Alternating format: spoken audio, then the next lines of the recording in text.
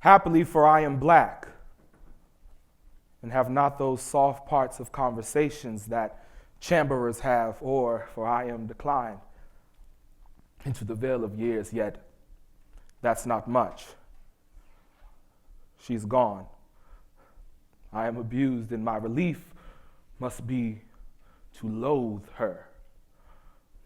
O curse of marriage, that we can call these delicate creatures ours, and not their appetites. Thank you. This quote from William Shakespeare's Othello captures the title's character's feelings of insecurity and doubt, suggesting that his love has left him because he is black and lacks refined conversation. It's an honor to stand before you today discussing the impulse and impact of art, specifically the seismic influence that black artists have had on Shakespearean works.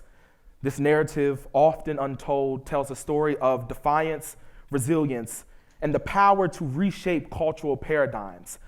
While Shakespeare's works have been revered worldwide, what happens when those words meet the history of racial prejudice? When the stage is set, but not for everyone. In the chronicles of theater history, an unspoken rule prevailed. Black actors were not fit to tread the boards of Shakespeare's illustrious plays.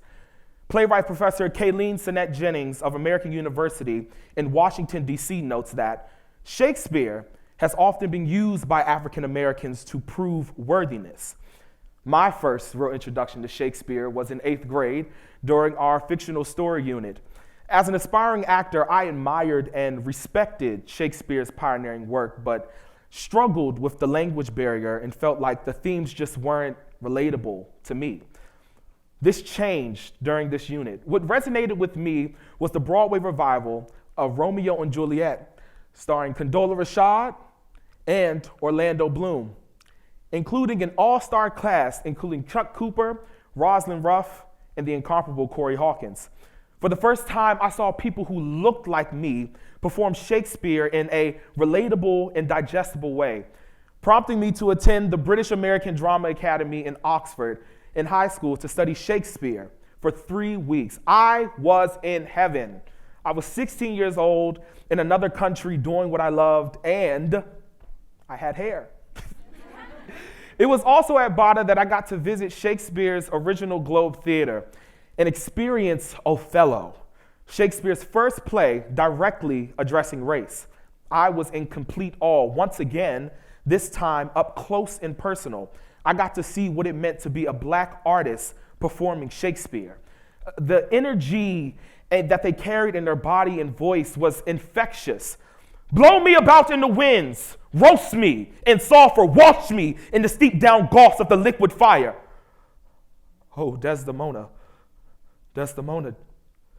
dead. You see, how can you not be enthralled, enlightened, and enlivened by this text?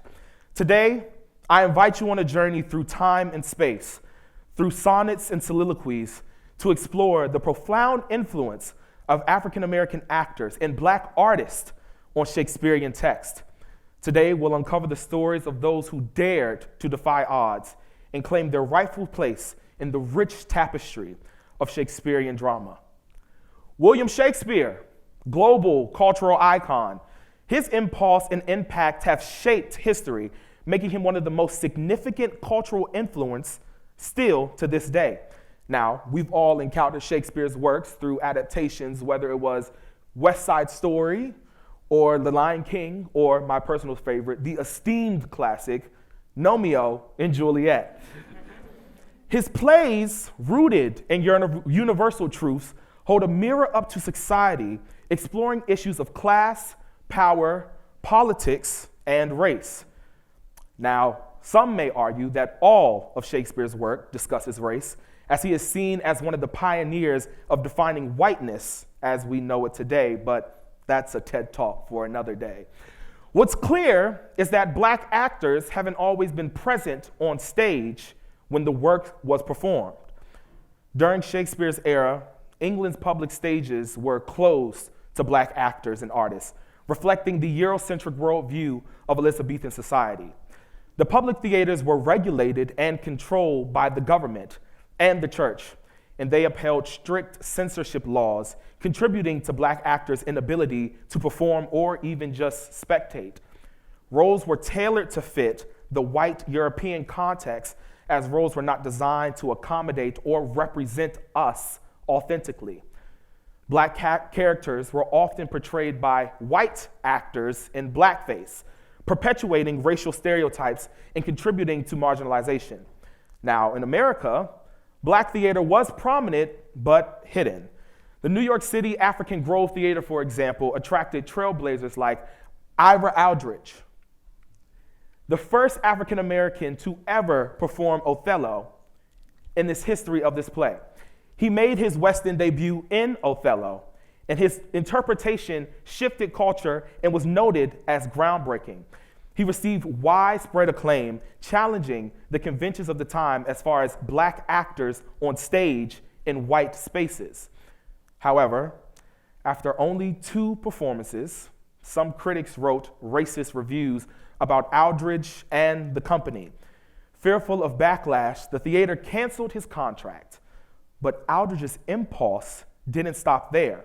He took his talents to more accepting places of black artists and actors, earning prestigious medals for his artistic achievements in Prussia, Russia, and Switzerland. Aldridge's career took off during the height of the movement to abolish slavery, and then he shifted his focus to anti-slavery roles, speaking passionately about the injustice of slavery at the closing of his performances. In 1855, he made a triumphant return to the London stage, performing the role of Othello, for which he had previously been outcast for. He passed away in 1867 while on tour, having become one of the highest paid actors globally, leaving an indelible mark on world theater. Following in Aldridge's footsteps, actor and activist Paul Robeson broke through racial barriers, adding layers of depth and nuance to Shakespeare's work. Robeson was not only a multifaceted artist, but also a civil rights activist. He used his platform to advocate for racial equality and social justice. Robeson himself declared, "The artist must elect to fight for slavery or freedom. I have made my choice." His powerful interpretation of Othello highlighted the reality of racial discrimination faced by African Americans at the time. His recognition and respect within this predominantly white classical audience made him a suitable face for the movement. This goes back to Professor Jennings' point about proving worthiness.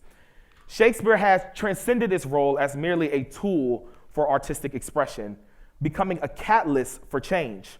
Originally shunned from black communities due to fear of ideas it might unlock, Shakespeare's works have been reclaimed to challenge society's hypocrisies towards people of color. Author Amiri Baraka once said, "If the people that ruled this country thought you can understand what Shakespeare was really saying, they will remove Shakespeare from us."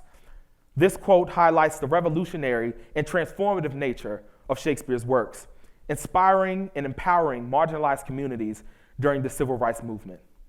Since Paul Robeson's pioneering work, other black artists have continued to add diverse perspectives to Shakespeare's plays.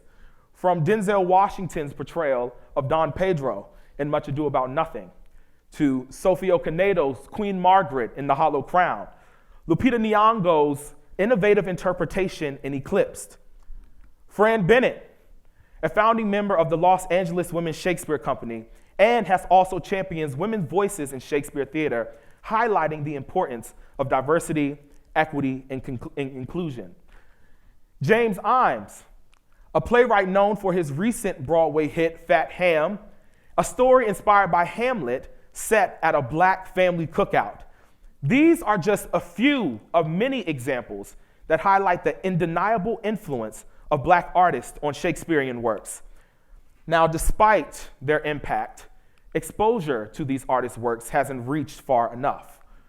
A recent study reveals that there's a difference between African American and white students when it comes to their exposure to Shakespeare.